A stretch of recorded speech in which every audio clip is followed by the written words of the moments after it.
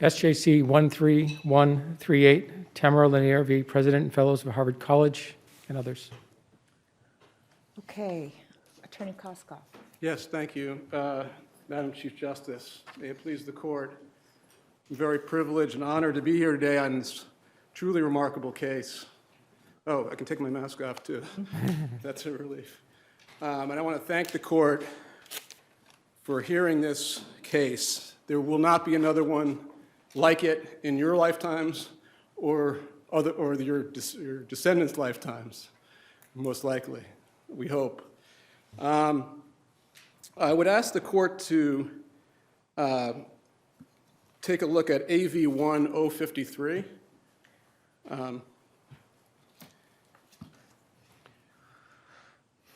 This is a part of our complaint, and it bears a very poor quality photograph that is meant to depict this book. And I know that this isn't the largest photograph, but we do cite to it in our brief. And I want you to take a look at the cover of this book. And I can tell you, I don't know what's worse, the version you have or trying to see it from there. But I can tell you that this is a photograph, what was called a daguerreotype, of a human being. And if I were a Harvard scientist and I told you the man on this cover was a bricklayer, you would see him as a bricklayer. If I told you that he was a distance runner, you would see this man as a distance runner. If I told you he was a slave, you would see him as a slave. And if I were a Harvard scientist and I told you this man was a doctor, it might be a tough call for some of you. Why would it be a tough call? Why? Because it would pit two biases that are very much in play in this case against one another. One bias is the bias this court referenced as the unconscious bias that runs in the bloodstream of this country that we grow up with. The other bias is an even more hidden bias, which is the bias that a lot of people have, which is a favorable bias, a bias for Harvard, a bias that some of us also grow up having, learning about Harvard. So we would be conflicted by these biases. And I dare say that most people would go, a lot of people, I don't know if everybody would, a lot of people would go with doctor. That's how strong the bias is for Harvard, whether or not it was true or not. And if I told you that there was, in the moments before this photograph was taken, this man was raking leaves and he was asked to come in for a photograph, and I were a Harvard scientist, you would believe that. If I told you he was posing willfully for the photograph, you would believe it. Photographs capture a picture in time, but they can distort and lie, because this man is really none of those things that I just mentioned. This man was the great-great-grandfather of my wonderful client, Tamara Lanier. He was a human being. He wasn't invisible. His name was Papa Renty.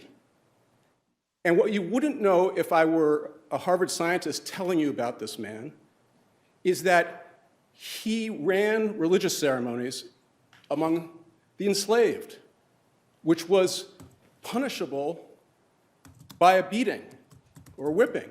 You wouldn't know that he taught himself to read.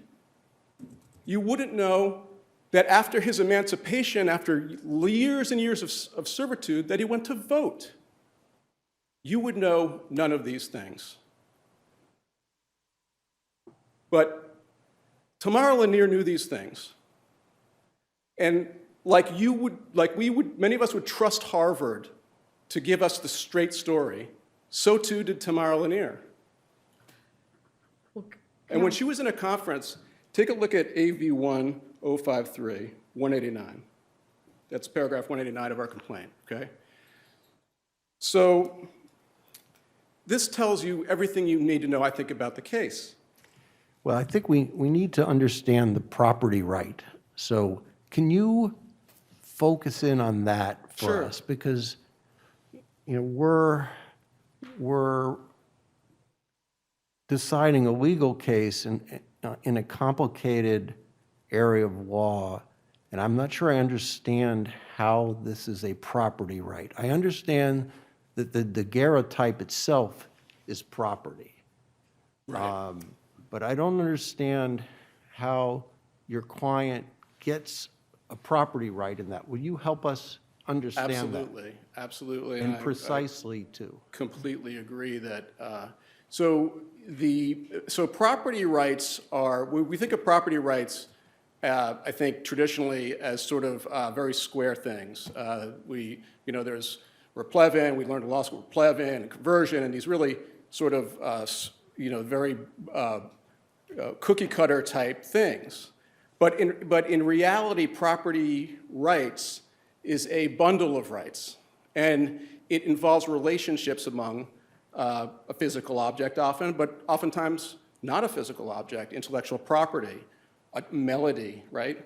Things that can't be seen, but they can be heard. There's some argument, isn't there also, that property rights, we all have a property right in our body? Exactly. And if you think about a property right, it's closely related, or maybe not an identical twin, but a fraternal twin of rights of privacy. They often are spoken of together. So the right of our ownership of our own cells Isn't a right of privacy? I'm sorry? Isn't that a tort right? Yes, it is. Well, And that's important and I understand there's a right of publicity about photographs and a right of privacy, but again, I'm not sure how you convert those into property rights. I think you need to be specific here to be helpful. I see the court struggling, and these rights that the property rights can get into a very fuzzy area, and I'll answer it this way: property rights. That the privacy right part of property rights is a consideration, not an action in of itself. So one of the things to consider is if you beat me up and you hack off my arm, right? You have taken something from me in a forceful way. You have stolen my property, my left arm, hopefully, because that's my non-dominant arm. But you have stolen something from me, right? And we don't normally think of an arm necessarily as property. If you take me and you steal me from my home against my will, and you subject me to Again, that's very clear. If I take you and cut off your arm, not only have I engaged in criminal behavior, but I've also engaged in a tort against Exactly. you. But again, convert all of this into a property right that you can pass on to your great-grandchild, that I need to better understand. Okay, so, and I'm going to use your paradigm there because it was perfect. And really the question is, what is the property right in this case under these circumstances? And the circumstances dictate property rights all the time. In this case, a tort, a very patent, very severe tort. Several torts were committed against against this father and this daughter. And we could make a list of 20 torts that were committed, right? It was wrongful to take them, to So steal let's them. just, in the interest of time, concede that there were torts committed against these individuals whose daguerreotypes were taken. How do you translate those torts into a property right for your client this many years later? Well, the parties don't agree on much, but the parties agree that the rights of Renty and Delia are the rights of Tamara Lanier in terms of the property issue. And would you say that, is there any issue with regard to whose rights are superior, Harvard's or Renty and Delia? Right. Yes, right now there has to be, because we don't have a record in front of us that tells us what Harvard's claim is to these, and we're very curious about that, what their claim could be. So my understanding is there's not much in the record regarding provenance of and how they kept it. Right, and this is, of course, a motion to dismiss our case, so they haven't had to state their claim. And what kind of, what's the standard on a motion to dismiss? Well, it would be, we would take the light most favorable to sustaining our cause of action and to proceed to develop a full record. Right. Which- The motion judge used a standard of, does it plausibly suggest there's an entitlement to relief? Right, I mean, that's. So it's a pretty low standard. Oh, it's an extremely low standard. We all are familiar, I think, with some version of the standard, which is the law favors trials on their merits, and this, dismissing a case is a very severe sanction on a record that is really built on simply an allegation. But you didn't really answer Justice Wendland's question, which is, okay, so those were torts or crimes committed against the ancestors. I completely understand that. How does that get converted into a property right for the descendants? Because I don't understand that do those type of torts survive? Well, the way. In tort law? I mean, I understand it's like a legal distinction, but that's sort of what we do. So the court is looking for some clarity on the, well, because the original, okay, so we're talking about a time period that was obviously before the enactment of the 13th and 14th Amendments, where these individuals, these human beings, had no rights to property, right? Right, but we're conceding, we're rewriting history a little bit. We understand that those were torts or criminal acts against the two ancestors. We're trying to understand how you convert that into a property right for your client 150 plus years later. Well, but the parties agree that the rights of Tamara Lanier are those that she inherits those rights, because we all know that Renty and Delia were foreclosed from passing on their property in the first place. So you'd really be making this argument in equity. Well, that's an equity. Not I on mean, our there's a lot of traditional- equitable. We can't really rely on our traditional property law here. Well, I think I want to just go back, because I'm not sure, Justice Kafka, if I actually really. Well, I don't know maybe Justice Wendland knows the answer. I just don't know the answer. If you have to convert a tort into property, because torts don't survive and pass on to descendants the way property rights do, tort rights. So somehow there needs to be some conversion into an inheritable right. So I'm just trying to understand how that works. But property, first of all, property law is a aspect of tort law, and they're not distinct entities. And the same considerations go into resolving a property claim. For example, what is the relationship of the parties, and what is the conduct of the parties in relationship to a given piece of property, right? So I just want to make sure that we're on the same page, that you have the big umbrella of tort law, and within that lies property law. And the same fundamental principles govern. One principle very much in play here is that the wrongdoer can never be rewarded for their wrongdoing. That would turn tort law on its head.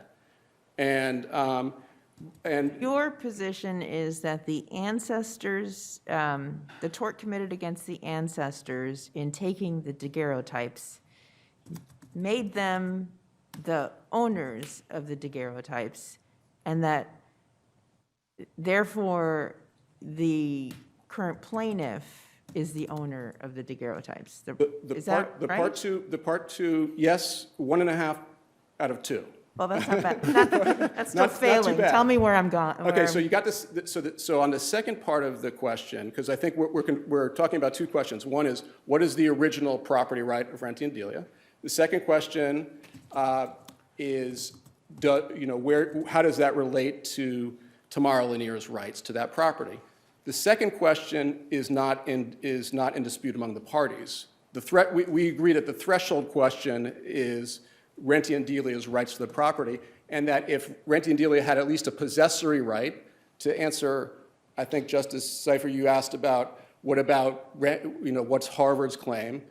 So that would be at a minimum a possessory right, we're arguing, because two or more parties can have a possessory interest in a piece of property, right?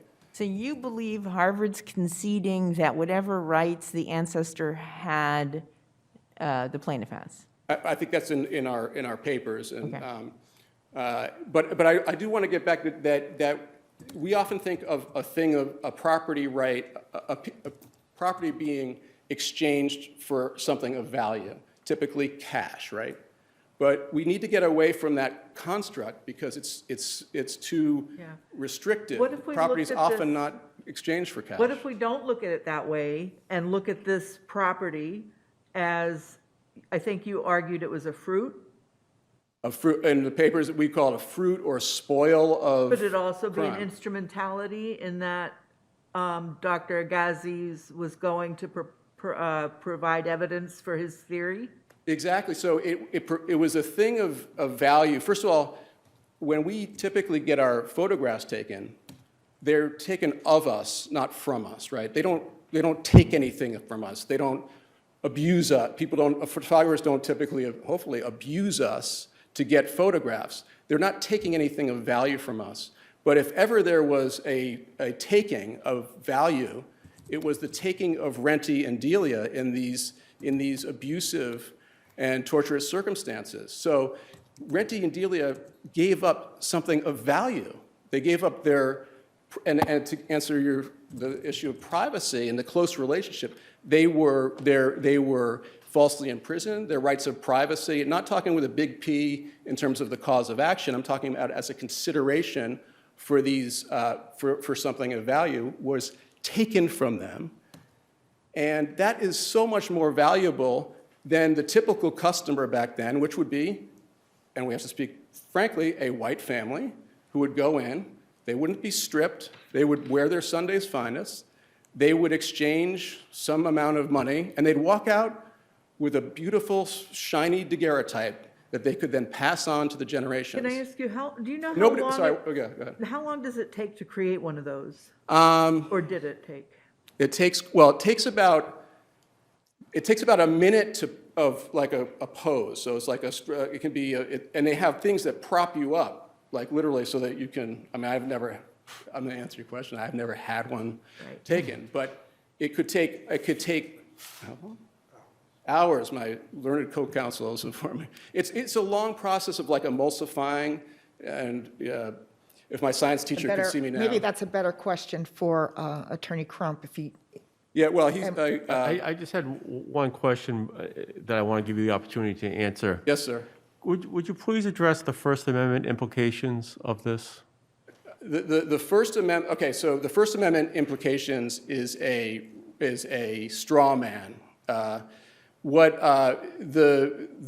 daguerreotype is a tangible piece of property that was wrenched or extracted from two people who had no say in the matter, and they were victims.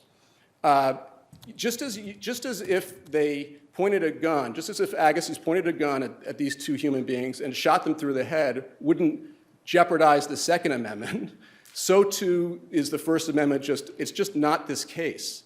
There is no jeopardy whatsoever to the First Amendment. In fact, if you were to balance the First Amendment as something like as a counterweight to what happened, then that means you could abuse somebody under the gauntlet of the First Amendment and use the fruits of that abuse and hide under the First Amendment. I mean, as we all know, amendments are not limitless.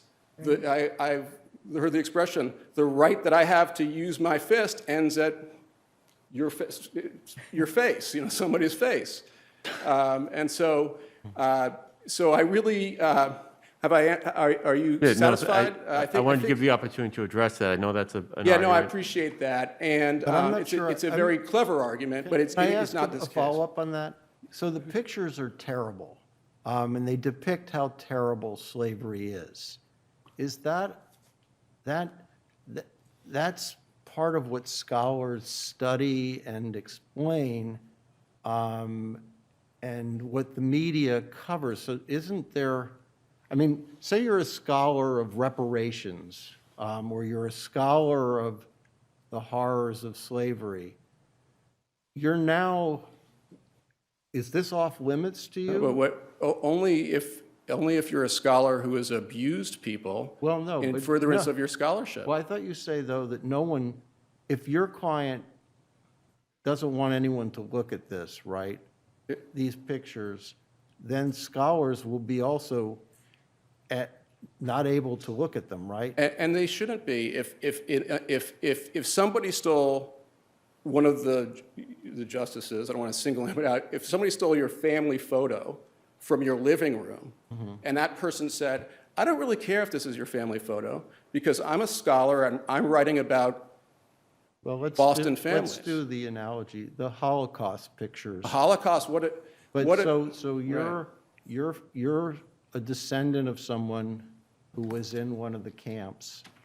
Those pictures are terrible, they are. and they're hurtful to anyone who looks at them, but that helps condemn the acts by looking But- and studying them, Right, doesn't it? and generally speaking, photographs of atrocities don't belong to the victims, even though some people may think that they should. But if you use, But is that similar to this? it's not, it's not. It's very clever.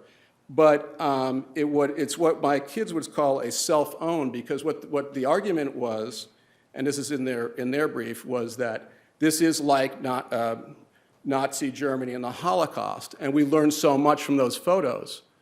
But we didn't learn them from the Third Reich that committed the atrocities. We weren't relying on the Third Reich to explain this I'm to not us. And saying Harvard stands in the I'm not saying position. that the Third Reich should have them. I'm sorry?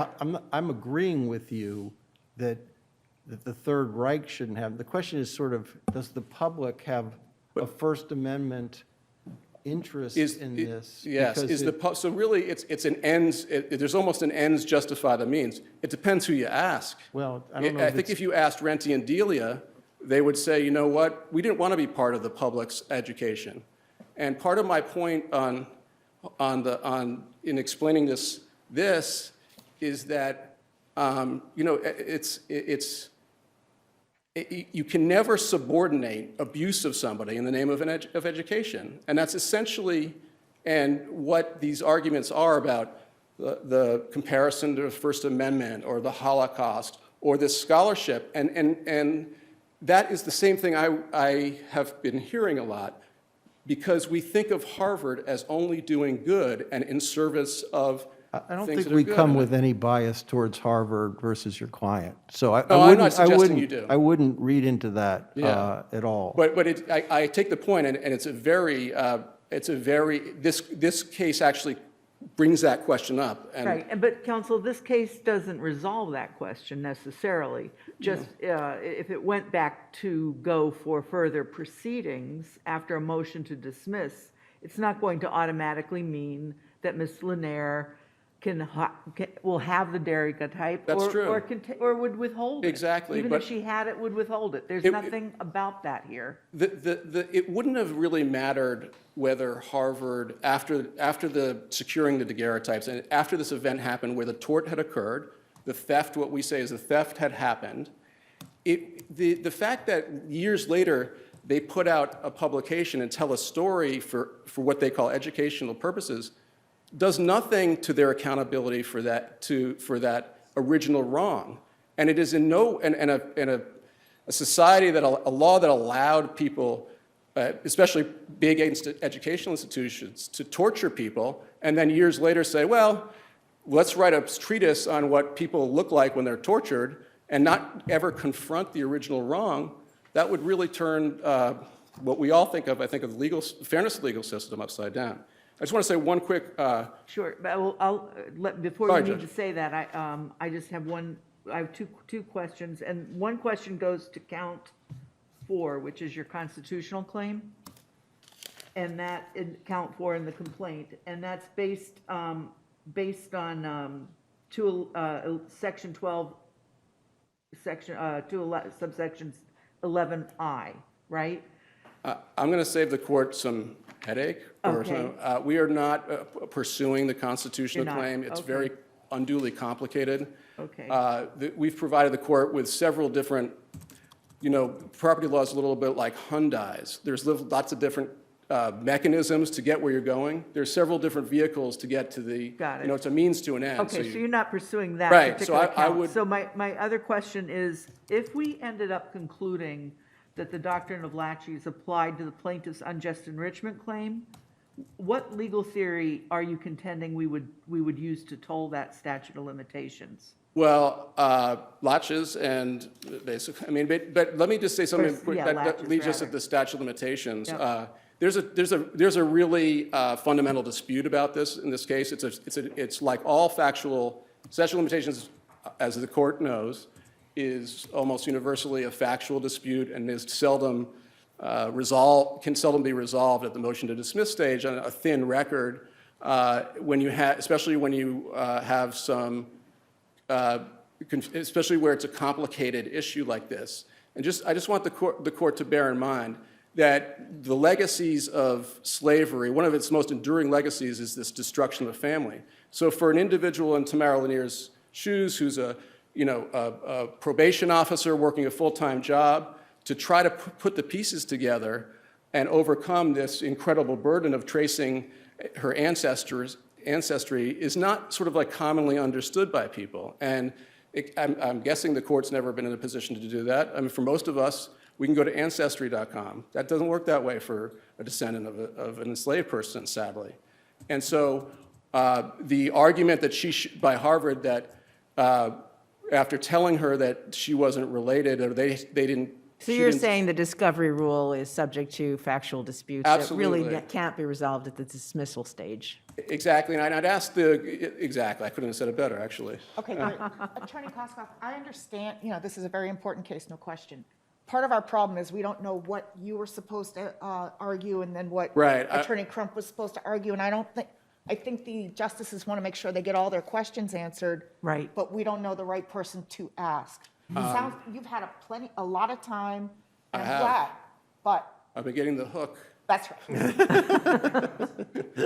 That's a hook, good. I think that the issues I wanted to address, property, statute of limitations, but I think it's simple at this stage for the court. I would just suggest that there's disputes. We say the discovery wasn't made until 2017, sufficient for Ms. Lanier to really overcome this burden and essentially bring this claim against this mighty institution who had already told her that she didn't have enough.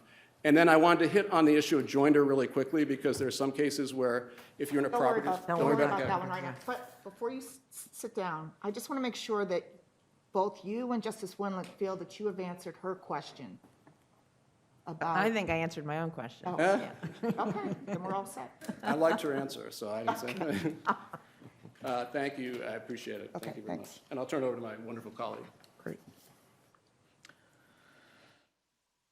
May it please the court, I want to give just 3 brief historical references before we get to the crux of the matter of the property rights and the possessory interest rights that are at stake here in this case. I'm Attorney Ben Crump, and the fact that I stand before you as a free man and not a slave is a testament to someone's decision to change the course of human history. It is a testament to our legal system, a testament that was led by the courts here in Massachusetts when Chief Justice James Cushion in 1783 judicially abolished slavery in the Walker case. And it is the reason why he is so often quoted, even 250 years later, with the holding that the idea of slavery is inconsistent with our conduct and our Constitution. The second historical reference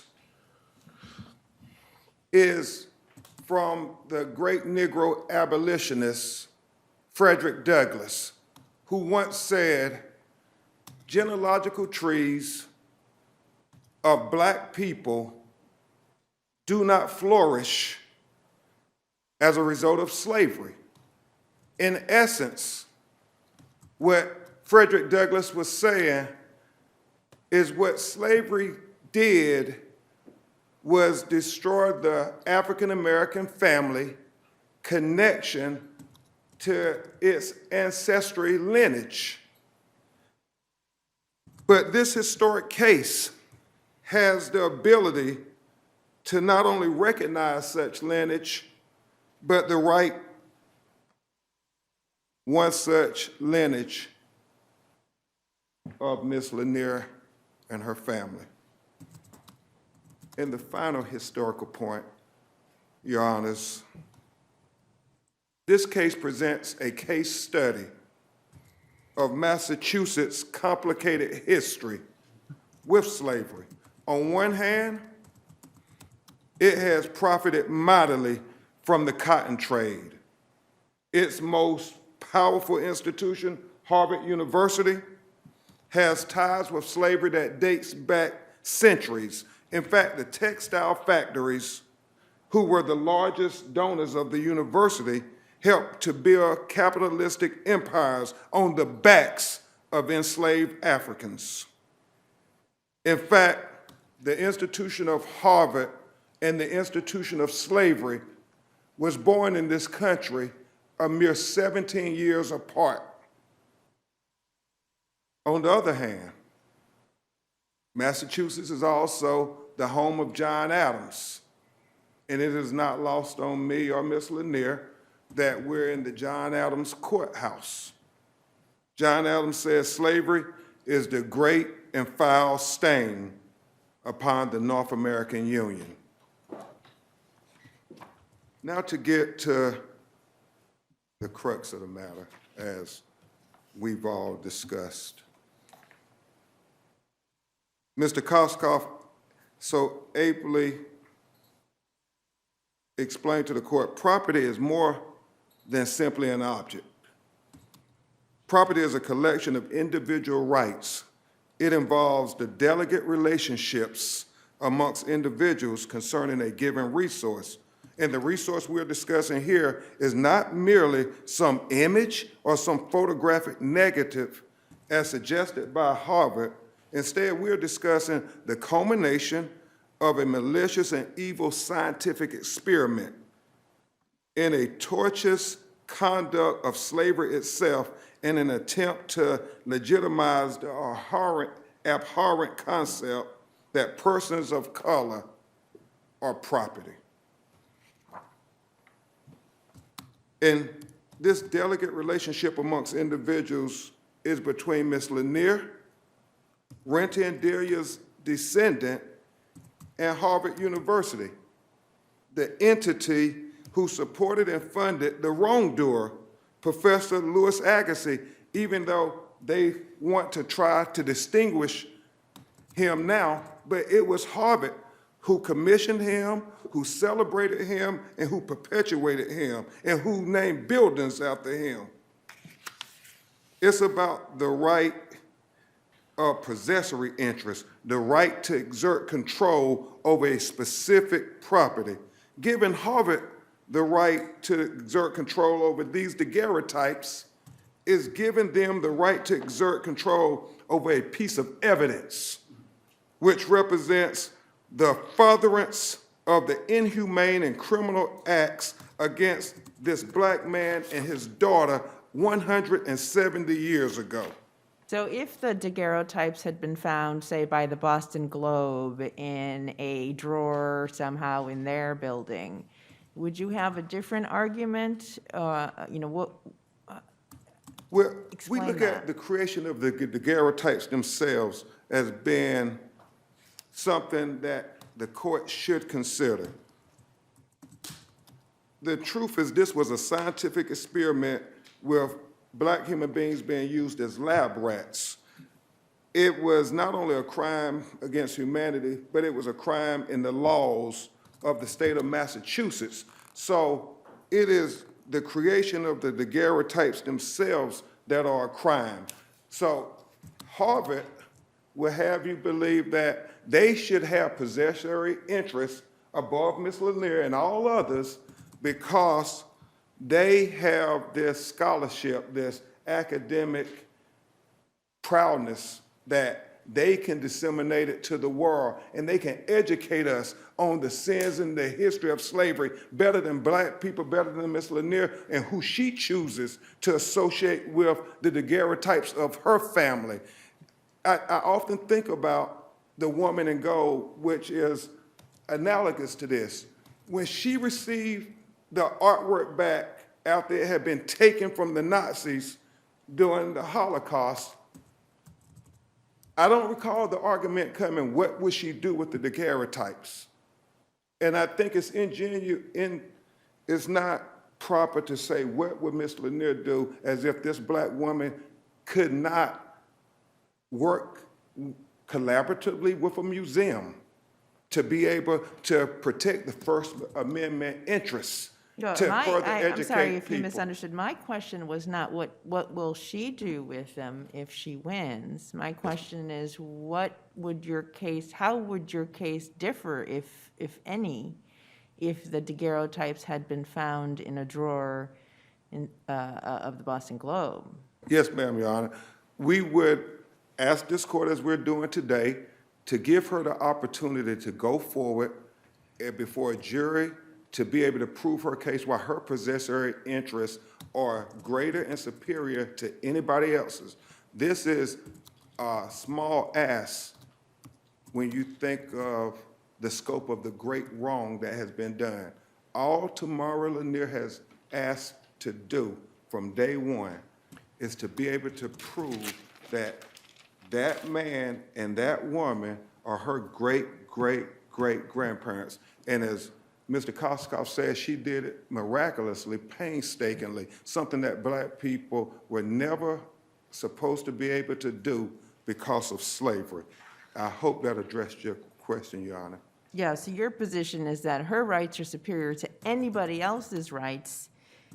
In this case, though, Harvard is actually the wrongdoer, so should have no rights. Yes, ma'am, Your Honor. How do we deal with the fact that she's one of, I take it, many descendants?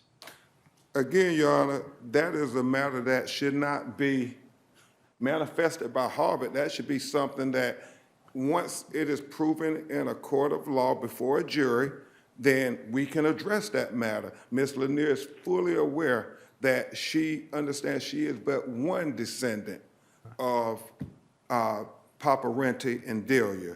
But to let Harvard, retain the daguerreotypes is like catching a thief red-handed, and the court allowing the thief to legally keep possession of the property.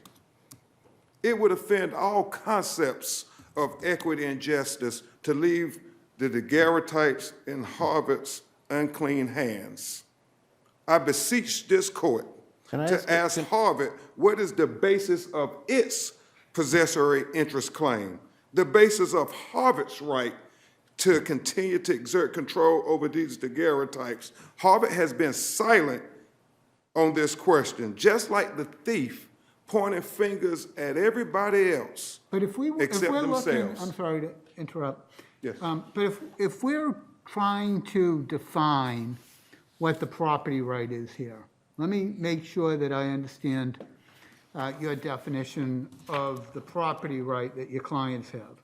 If somebody is a victim of a despicable crime, and if the person who took the photograph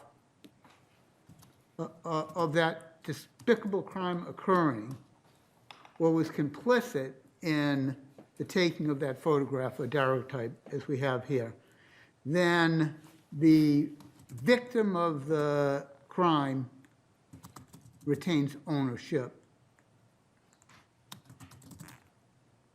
of the photo or So, daguerreotype. Your Honor, I'm sorry. I just think let I me- understand your question, and I would put forth, Your Honor, this is a case not just about property rights. It is also about possessory interests.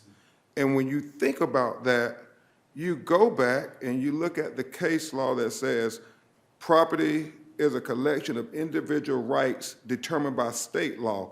Part of the crucial rights are the right to exclude or the right to use. It's not something that simply refers to the object itself.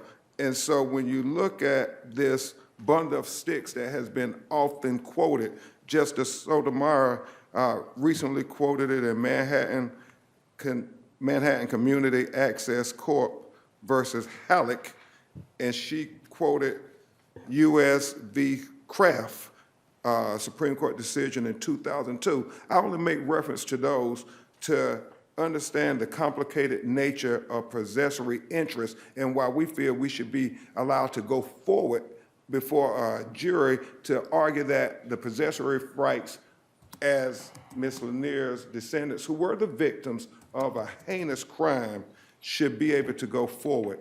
And I hope that I further explain that what we're asking for here today is not novel. There is a precedent in the law, and we have the legal vehicles to accomplish the ends to righting this past wrong and creating a more just future. In this moment, the law, through concepts of replevin, conversion, equitable restitution, and prima facie tort, provides this court, and this court profoundly, with opportunities to correct this grave injustice. Courts throughout this nation and the world have used similar concepts to free society from the heavy burden of an injustice, of a sin that has not yet been atoned. As the court aptly stated in 1871 in the case of Walker v. Cronin, one of the aims of the common law has always been to protect every person against the wrongful acts of every other person. Harvard has kept Renty and Delia enslaved for 170 years. This court has the ability to finally free Renty and Delia from bondage. Renty and Delia were condemned in life as property of their slave master. We are beseeching this court not to condemn them in death to be the property of Harvard for all eternity. I conclude simply with this. The legal system found ways to return the belongings of Japanese Americans interned in prison camps, of returning possessions taken from the Jews by the Nazis, and now it is time to return these daguerreotypes to Miss Lanier and her family who descended from these enslaved Africans. This is not a case governed by a limited legal precept that a subject of a photograph has no property interest in such a photograph. Moreover, this court, and this court most profoundly, has the power to provide Ms. Lanier simply with the opportunity to be able to prove that she has a superior possessory interest over Harvard. And I would suggest, Your Honors, her request to go forward and have an opportunity to prove her case before a jury is quite small in the scope of such a great wrong. Thank you, Your Honor. Thank you. Okay, Attorney Metlitsky.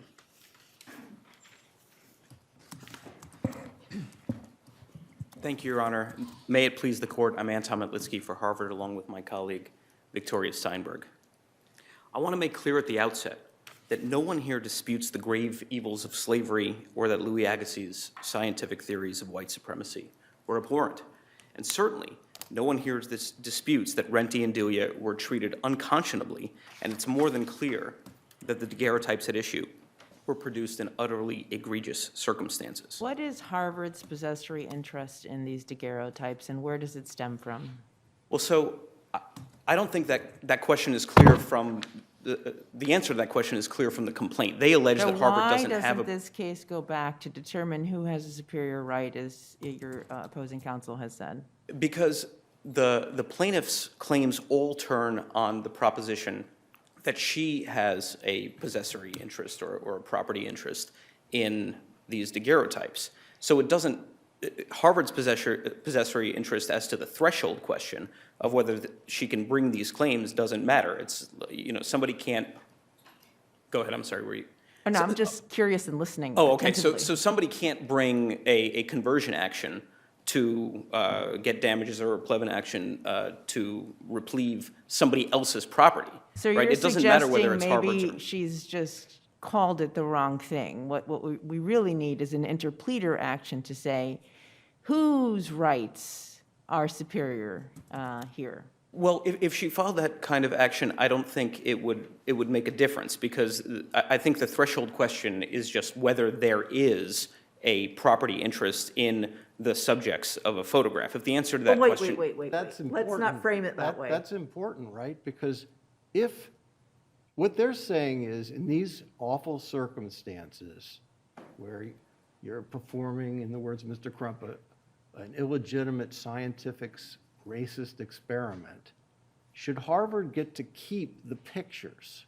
I understand they've got some difficult arguments to make to explain their property interest, but your simple point that just because you're the photographer, you get to keep the picture, there are exceptions to that rule. If you kidnap somebody and take half-naked pictures of them, you don't get to keep the pictures. You take pictures of a child naked, that's a crime. You don't get to keep the pictures. So there are limits on your possessory interests if it arises out of criminal or tortious behavior, right? Absolutely right. And so I think it's important to distinguish between two different questions. One is, what are the legal routes to take away, let's say, photographs from a wrongdoer? So your example, the answer would be, I think, a criminal action. It would happen through the criminal process. The police would arrest the person. They would take away the photographs. The claims here are very different, because the argument is that what is done by operation of law is a property right was vested in the subject of the photograph, and the consequence of that is it's not a property right just against the wrongdoer. And by the way, obviously we disagree that Harvard is a wrongdoer here, but not on the pleadings. We accept their... Would the child pornographer have a property right in the photographs? Well, not in any way that matters, because the child pornographer would be arrested and the property would be taken away from the child pornographer by operation of law. So whose property is that? So I'm not sure whose. I think it would end up being the state's property. But the issue here is that the kind of claim that they're bringing, that the plaintiff is bringing, requires vesting a property right in the subject of the photograph, and that means it's a property right not just against a wrongdoer, but as against the world. All right, So well, your let's stop Not the there for a argument minute, that was though. stated, though. Go I ahead. mean, the argument, oh, I'm sorry, go ahead. All right, you're talking about it only as a photograph. And what we're actually dealing with are photographs of an object that can't be replicated. The object, I'm concerned about the object. Right. Right now for this argument, I don't want to talk about the photographs, just about the object. Are you disagreeing that human beings have an inherent property right in their body? Of course not. No, of course All not. right. And so with that in mind, there's no question that this was done under circumstances that, at least in Massachusetts at the time, were illegal. we don't even have to look to today and say, oh, today's different. Right. Then in Massachusetts. Yes. Not right. So why isn't this a fruit or an instrumentality of the crime? Well, I mean, first of all, there's absolutely no question that Renty and Delia were subject to crimes and worse than crimes. I think the question now is, what is the remedy for that? And the main question is whether it's a judicial remedy based in property. It seems to me that there are very important interests on each side here. And if there is a way to resolve those interests, to balance the interests, for example, of the public in viewing these kinds of photos, and not just of enslaved people, but of Holocaust victims, of the Abu Ghraib victims and the like, versus descendants of enslaved people, Holocaust victims and the like, Well, but that's a you're- legislative but you're function. controlling, we have a tougher issue, which is whether you or they get to control that image. Right. Because that's the problem, is it's not so clear in these really horrible circumstances what your property rights are. I get your arguments that their property rights require some very novel conversion of old torts into new property rights, but I don't fully get Mr. Crump's question to you, which is, what are your possessory rights? Because that seems much more difficult. And, Your Honor, this is on the pleadings, and so I can't actually answer Well, that. you know, and that's a good point. It is on the pleadings. So why does, I don't understand, well, I had read the judge's decision, and he does not buy the property rights argument that was advanced. But if there's any plausible, all they need is a plausibly suggest entitlement to relief. Why wouldn't this rise to that level? Well, because I think- it's not a high level. No, it's not in the sense of, so long, you have to take the complaint in the light most favorable to the plaintiff, and you have to acknowledge that all the facts are true for purposes of deciding a motion to dismiss, and we acknowledge all of that. But if you take all of that, and still, if everything is true, there wouldn't be at law a claim, then the claim should be dismissed, which is what I think the judge had found below. But they submit all these factual allegations. They don't have to define their legal theory to survive a motion to dismiss that precisely, right? They Well, have it doesn't have to be, it doesn't have to be. And they're basically, another way of reading their complaint is, no, we don't know who has possession of these daguerreotypes, given the awful circumstances in which they were created. We Right, should you're- have a trial and sort that out. Well, I think what they're saying is we should have a trial to sort out. And they're saying, okay, we're a descendant, I'm one descendant, and you're Harvard, you're the employer of the wrongdoer. So in between the employer of the wrongdoer and one descendant, that's tricky, who has the right to this daguerreotype, because it is a piece of property. The daguerreotype is a tangible piece of personal property. It is, but again, and I'm sorry if I'm repeating myself, the claims here, such as conversion and replevin, require. I agree that that's a problem for them, because you I need see. a property interest to establish you have Exactly. a right to it being restored. Right. So, but they are saying something a little more complicated, which is, what's your right? And, you know, And I think that if the court thought that that the plaintiff plausibly had a property right, a judicially what if- recognized property right, we say could I- have that. Let me, say I accept your point, but they're saying, what's your property right?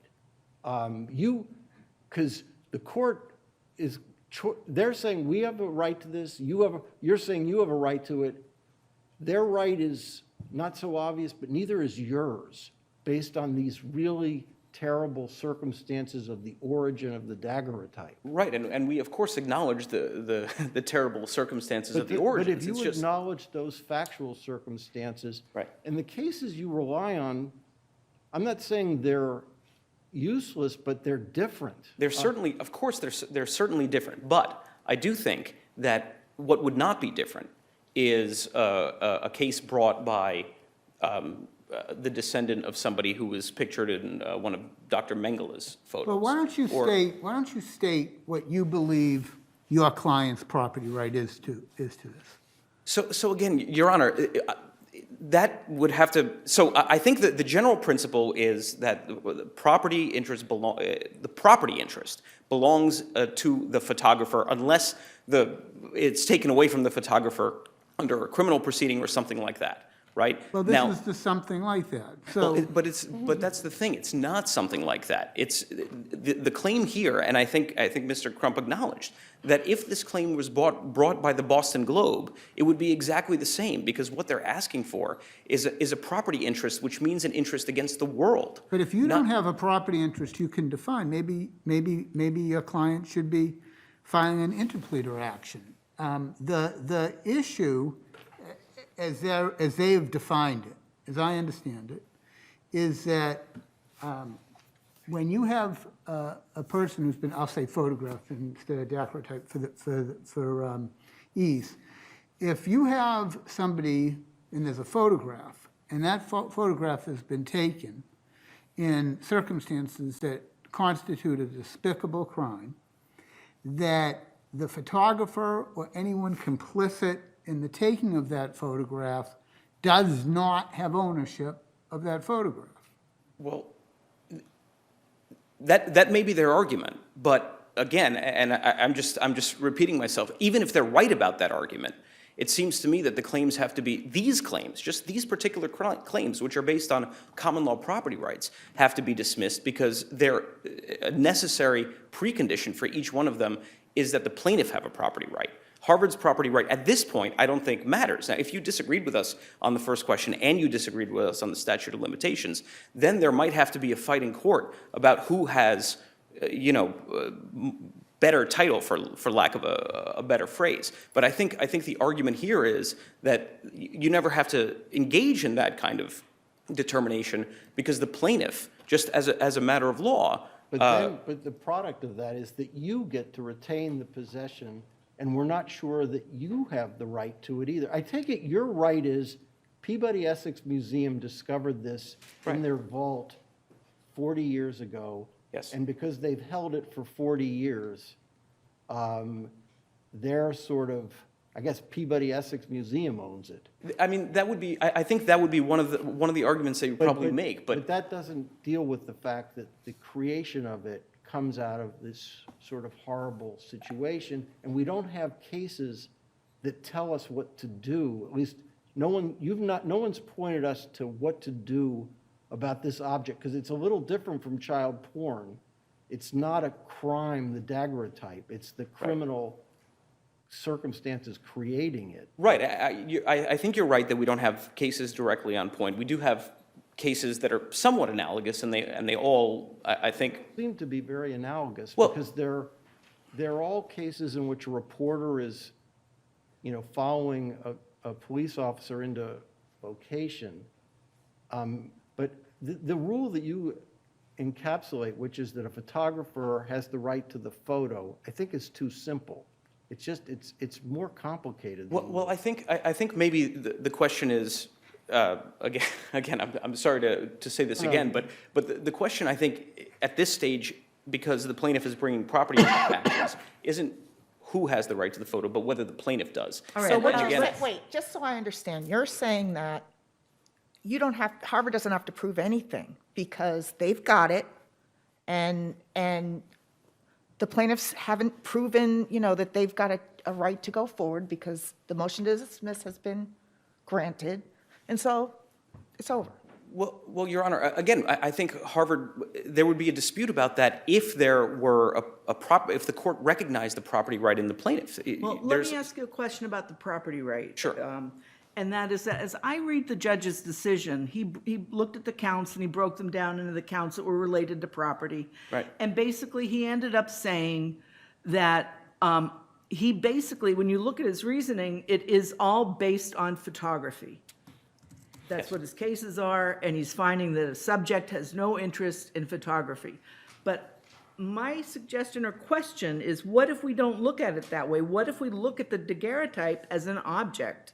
And I think, why doesn't that change the analysis? Well, I think some of the cases are about negatives too, and I think the reason it doesn't is because going forward, I mean, obviously the court has to think about what the consequences of the rule that it adopts is. And as the media organization's brief explains, there will be a significant disincentive to museums, news organizations, and the like of displaying to the public some of the most important images of. Well, Counsel, there are systems in place for repatriating remains for Native Americans Yes. and their objects. Yes. Should there not be, we unfortunately don't have something in place through Congress to do that Right. for African Americans Yeah, that are descendants. So So go ahead. I'm sorry. So that's, I'm very glad you raised that, Your Honor, because I'm not saying there shouldn't be. I'm saying that if there were, and there may well be good reasons to do something like that, it would be a legislative function. If you look at the law that you're talking about, it's the Native American Graves Protection and Repatriation Act of 1990. It's 13 sections in the U.S. Code, many subsections, 30 pages of Department of Interior regulations, because these questions are so complicated. You have to weigh various rights of various stakeholders against each other. Do you know, are there any other things similar to the Native American one? Are there any other? I'm not aware of any, but I think there are probably good reasons to have similar. There may be, I'm not a lobbyist, but I'm not lobbying anybody, but there are probably good reasons to have those kinds of regulatory schemes, not just limited to Native Americans, but they're so sort of inherently legislative, and the judicial tools are so blunt, right? There's either a property right or there isn't, that it seems to me that is one reason that courts have never recognized this kind of right. I see that my time is. Why can't I construe the complaint in the light most favorable to the plaintiff as calling for an interpleader action? That is, there is property, and Harvard, as the joint tortfeasor, doesn't have a right to it. I want it because it's my ancestors. And there may be others, like the family of the professor who submitted an amici and suggests to Harvard, yeah, return these to the ancestors. So maybe I construe this as an interpleader and they intervene in the action as an interested party. So, I mean, I'm not sure how you could construe the complaint that way. Why It not? wasn't- Because well, I'm it wasn't- supposed to construe the complaint not by the little counts that are set forth, but just broadly. Does it plausibly suggest an action? I don't think it plausibly suggests an interpleader Not an action. interpleader, no. Not an interpleader action. I mean, I think it plausibly suggests an action by the plaintiff against Harvard. But, Your Honor, I just want to make sure that I have time to talk about the statute of limitations argument, because I Well, see- I'd rather you fully address my question. Why Oh. can't I Oh, I'm sorry. look at the four corners of the complaint and say, this is plausibly suggesting that Harvard doesn't own it, I want it, and there may be others, it's an interpleader action. It just, I mean, I don't know what to say other than it wasn't pleaded as an interpleader action. So and you're I saying we think, can affirm the dismissal and she can refile as an interpleader perhaps? well, I don't know if she could, I don't think she could refile because of the statute of limitations, but also, I'm not sure how estoppel rules would work in that case, because that just wasn't the way this was pleaded. And even if it was, I'm not sure how an interpleader action helps if the plaintiff herself can't establish a property right. Maybe the argument is that other people can, but she would still be the plaintiff in an interpleader action, I think, it seems to me. I don't know if I answered. Do you have property, it's been stolen, or there's property out there, it doesn't belong to whoever's holding it? Right. You can't do anything about it No, unless... you can, but if you bring an interpleader, I think, this was not an issue in this case before, but I think that if you bring an interpleader action, you can be dismissed from that interpleader action if it's clear on the face of the pleadings that you don't have a property right, right? I think that's how that would be resolved. But between the different people who would have a right, there really is only Harvard, Peabody, Essex, potentially the heirs of the photographer, and the descendants, right? There's not anyone else out there unless there's some title. I mean, like Nazi artwork, someone owned the picture. Right. They sold it but there were compelled sales of these things, so you Yeah. undo those transactions. We don't have that kind of issue here.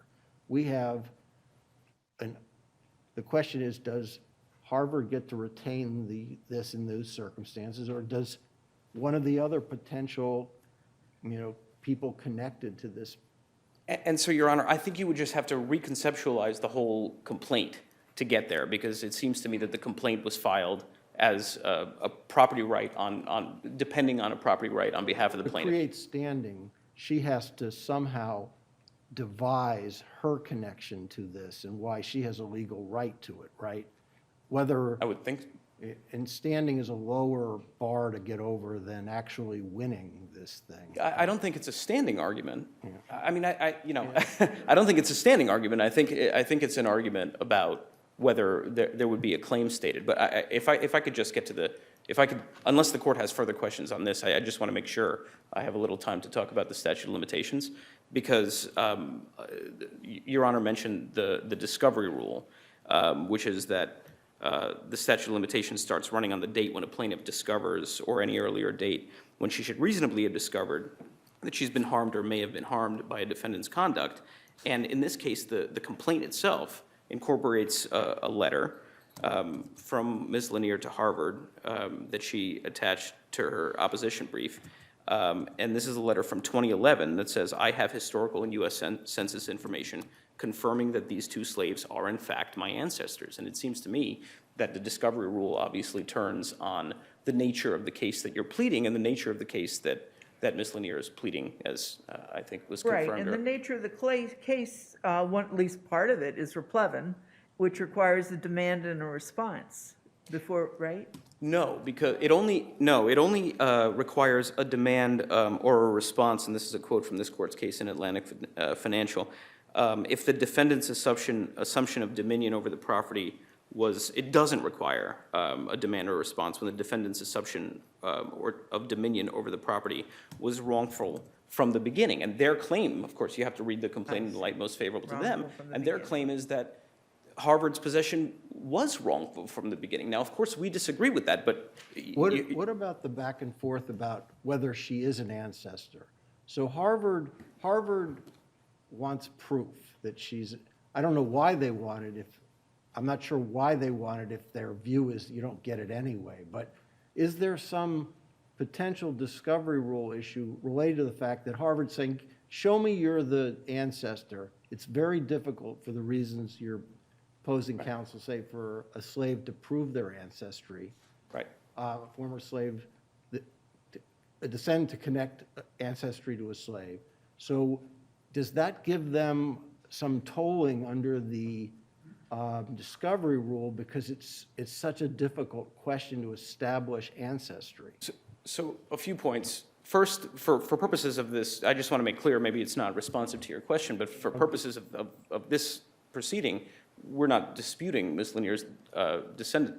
Right, no, but because I'm saying that Right. Harvard made that an issue at one point, right? There's some back and forth between Ms. Lanier and Harvard about whether she's given proof of her ancestry, right? There is some back and forth. There's a 2014, there's an article published in a newspaper in the plaintiff's hometown about the plaintiff in 2014, and there's a quote in that newspaper article from the Peabody Museum that the quote is, "She's given us nothing that directly connects her ancestors to the person in our photograph." And then it goes on, she claims she has more evidence, but we haven't seen it. I think that's what Your Honor is referring to. So that is true, that happened, and I just want to say this isn't in the record, but I think, But isn't there some allegation, again, I don't remember the complaint in detail, Yeah. but isn't there some suggestion in the complaint that she was led on by Harvard on this ancestry issue? And therefore, again, not saying it's true, I'm just saying that it's a motion to dismiss where we assume everything she says is true. right, okay, I think I understand the question. So I read you the quote from her letter to Harvard where she says that she has information that Renty and Delia are in fact her ancestors, and I think for purposes of the discovery rule, that is a definitive statement.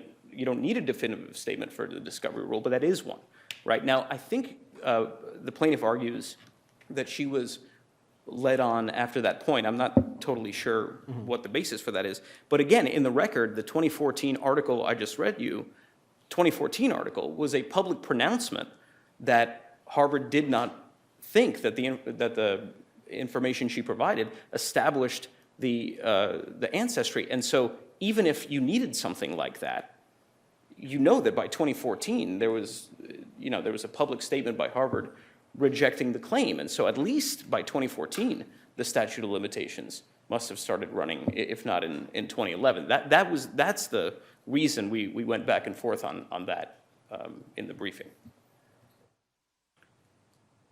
Okay. Thank you. Thank you very much, Your Honors. Court all rise.